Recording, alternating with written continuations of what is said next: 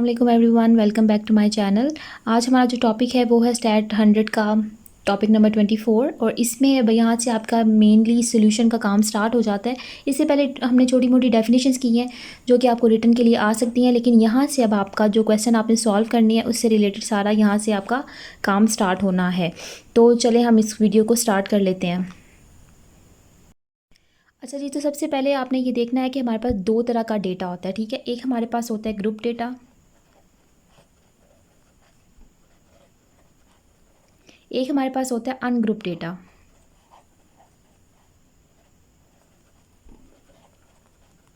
इस टाइम जिस डेटा की बात हो रही है जो कि आपको इस तरह से टेबल की फॉर्म में दिया जाए उसको हम कहते हैं ग्रुप डेटा। और ऐसा डेटा जो कि आपको रॉ फॉर्म में दिया हो, फॉर एग्जांपल इसमें आपको कोई भी डिजिट है, इस तरह से अगर आपको रॉ फॉर्म में दिए जाए तो वो क्या होगा, वो अनग्रुप डेटा होगा। उसके लिए आपको पहले इसको ग्रुप डेटा में कन्वर्ट करना होगा तो आपके क्वेश्चन सॉल्व होंगे। लेकिन यहाँ पे अभी हम सबसे पहले सिंपल बात करें तो हमने ऑलरेडी इसको ग्रुप की फॉर्म में ले लिया है, तो इसको स्टार्ट करते हैं। अब आपको सब क्वेश्चन सॉल्व करने से पहले डिफरेंट टर्मिनोलॉजीज़ के बारे में पता होना चाहिए और ये बिल्कुल बेसिक्स है। अगर आपको ये समझ आएगी तो आपको बाकी भी क्वेश्चन सॉल्व करने में आसानी रहेगी। अगर यहीं पे आपको समझ नहीं आती तो फिर आप आगे स्टैट के क्वेश्चन नहीं सॉल्व कर सकेंगे। तो यहाँ पे आपने अटेंशन देनी है और इसको समझना है, ठीक। तो सबसे पहले हमारे पास क्या लिखा हुआ है, क्लास इंटरवल्स। क्लास इंटरवल्स क्या होते हैं? अच्छा जी, क्लास इंटरवल्स हमारे पास कोई भी आपको जो खुद से डेटा प्रोवाइड किया जाता है उसको हम क्लास इंटरवल्स बोलते हैं। अब अगर यहाँ पे क्लास इंटरवल्स की जगह पे आपको weight, height, students number, class numbers कुछ भी डेटा प्रोवाइड किया गया तो आपने कंफ्यूज नहीं होना कि हमने क्लास इंटरवल्स कहा था और यहाँ पे अभी हमें कुछ और डेटा प्रोवाइड कर दिया गया, ठीक है। तो क्लास इंटरवल्स होंगे। उसके बाद क्या करना है आपने कि हमारे पास आ जाती है नेक्स्ट टर्मिनोलॉजी, वो है क्लास लिमिट्स की। तो हमारे पास दो तरह की होती हैं, एक अपर क्लास लिमिट है, एक है लोअर क्लास लिमिट। ये सारी जो आपको नज़र आ रही हैं ये है लोअर क्लास लिमिट्स और ये सारी की सारी आपको नज़र आ रही हैं अपर क्लास लिमिट्स, ठीक है। फ्रीक्वेंसी आपको ग्रुप डेटा में गिवन होगी। अनग्रुप डेटा में फ्रीक्वेंसी आपको फाइंड आउट करने का क्वेश्चन आ सकता है, वो आगे हम करेंगे। लेकिन जो आपका ग्रुप डेटा होगा वहाँ पर आपको फ्रीक्वेंसी ऑलरेडी गिवन होगी। उसके बाद हम आ जाते हैं क्लास वेट की तरफ, ठीक है। Subtract every consecutive limit from each other. आप किसी भी लोअर क्लास लिमिट की कंसेक्यूटिव टू वैल्यूज़ को आपस में सब्सट्रैक्ट करें, माइनस करें, तो जो आपके पास आंसर आएगा, या लोअर क्लास की कंसेक्यूटिव को आपस में माइनस करें तो जो आंसर आएगा वो आपकी क्लास वेट होगी। फॉर एग्जांपल यहाँ पे अगर इन दोनों को आपस में माइनस करती हूँ तो हमारा आंसर 20 आता है, इन दोनों को करती हूँ तो भी 20 आता है, इन दोनों को करती हूँ तो भी 20 आता है। तो क्लास वेट क्या है हमारे इस डेटा की? 20 है, ठीक है। तो उसको मैंने यहाँ लिख लिया है। अब नेक्स्ट हमारे पास आ जाता है मिड पॉइंट। मिड पॉइंट हम कैसे फाइंड आउट करते हैं? वो एवरेज है अपर क्लास और लोअर क्लास लिमिट की, ठीक है। तो फॉर एग्जांपल यहाँ पे 0 और 19 को आप प्लस करेंगे, 2 से डिवाइड करेंगे जैसे एवरेज लेना होता है, ठीक है। मैं यहाँ पे लिख देती हूँ लोअर लिमिट और उसको आपने 2 से डिवाइड कर देना है। तो ये मैंने सारा फाइंड आउट किया हुआ है, लेकिन यहाँ पे मैंने इस वाले को रहने दिया था तो हम इसको फाइंड आउट करके चेक कर लेते हैं, ठीक है। 59 डिवाइडेड बाई 2, तो यहाँ पे ये आ जाता है 99। इसको हम 2 से डिवाइड करेंगे तो हमारा आंसर क्या आ जाएगा?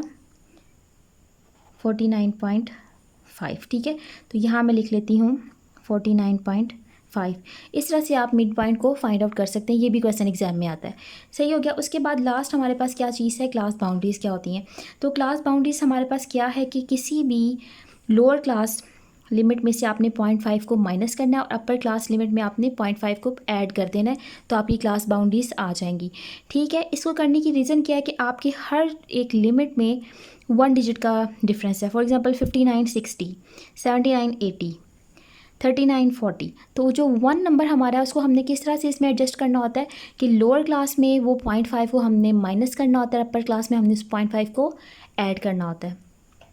तो आई होप कि ये आपको समझ आ गई होंगी। अब हम आगे चलते हैं, ठीक है।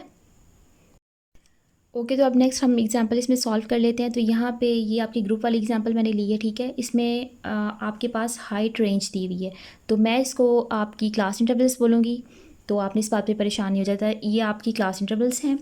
फ्रीक्वेंसी जैसे कि मैंने आपको ऑलरेडी बताया कि ग्रुप डेटा में आपके पास फ्रीक्वेंसी गिवन होगी। अब हमने यहाँ पे 2 क्वेश्चन करने हैं, एक रिलेटिव फ्रीक्वेंसी फाइंड आउट करनी है, एक हमने क्यूमुलेटिव फ्रीक्वेंसी फाइंड आउट करनी है। दोनों ही क्वेश्चन इंपॉर्टेंट है। बेसिकली क्यूमुलेटिव फ्रीक्वेंसी आप ज़्यादातर फाइंड आउट करने के लिए आपके पास आता है, और यहीं से अगर आप ये क्वेश्चन सीख लेंगे तो 2-3 नंबर आपके यहीं से ही बन जाएंगे, क्योंकि ये शॉर्ट क्वेश्चन है, सिंपल वाला है, तो हम इसको सॉल्व करना सीख लेते हैं। ठीक है, तो रिलेटिव फ्रीक्वेंसी कैसे फाइंड आउट करनी है? सबसे पहले आपने क्या करना है कि फ्रीक्वेंसी, इसका फार्मूला हम चेक कर लेते हैं। ठीक है, फ्रीक्वेंसी को आपने डिवाइड करना है टोटल ऑफ फ्रीक्वेंसी के साथ। इसका मतलब क्या हुआ कि पहले हमने ये सारी जो फ्रीक्वेंसी गिवन है इसको आपस में प्लस कर लेना है। तो मैं इन सबको आपस में प्लस करती हूँ तो हमारे पास क्या आंसर आता है? 100। ठीक है, उसके बाद हमारे पास क्या होता है कि जितनी भी हमने हर क्लास के इंटरवल की जो रिलेटिव फ्रीक्वेंसी फाइंड आउट करनी है, आपने उस क्लास के इंटरवल की फ्रीक्वेंसी को इस 100 के साथ डिवाइड करना है। तो अगर मैं 25 को 100 से डिवाइड कर दूं तो हमारे पास आंसर क्या आएगा? 0.25। उसके बाद अगर मैं 35 को 100 से डिवाइड करूँ तो आंसर आएगा 0.35। उसी तरह से अगर नेक्स्ट को करूँगी तो वो हो जाएगा ये, और उसके बाद ठीक है। तो इतना इजी क्वेश्चन है, इस तरह से आप रिलेटिव फ्रीक्वेंसी को फाइंड आउट कर सकते हैं। उसके बाद हमने क्यूमुलेटिव फ्रीक्वेंसी फाइंड आउट करनी है। ओके, तो नेक्स्ट हमने क्यूमुलेटिव फ्रीक्वेंसी को फाइंड आउट करना है। तो उसके लिए क्या होता है कि सबसे पहले आपने जो फर्स्ट फ्रीक्वेंसी है उसको एज इट इज़ लिख लेना है। उसके बाद आपने 25 को 35 में ऐड करना है तो 60 में आपने 29 को ऐड करना है, 89 में आपने 11 को ऐड करना है तो 100।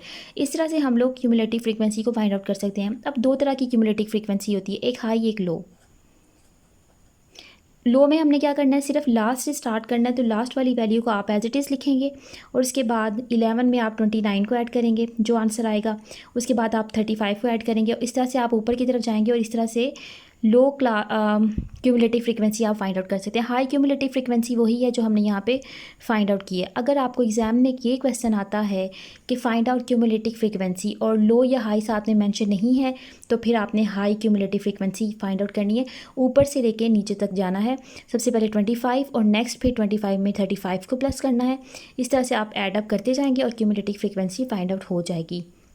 बेसिकली ये क्वेश्चन बहुत ज़्यादा इजी है और हमेशा शॉर्ट के लिए आ जाता है, और अगर आप यहाँ पे इसको सीख लेंगे तो यहीं से आप 2 या 3 मार्क्स अपने सिक्योर कर लेंगे। तो 24 चैप्टर में जो इम्पॉर्टेंट था वो यही था। इसी के साथ आपका ये वीडियो एंड हो जाती है। अगर आपको वीडियो पसंद आए तो वीडियो को लाइक करें, मेरे चैनल को सब्सक्राइब करें। Thank you so much. अल्लाह हाफ़िज़।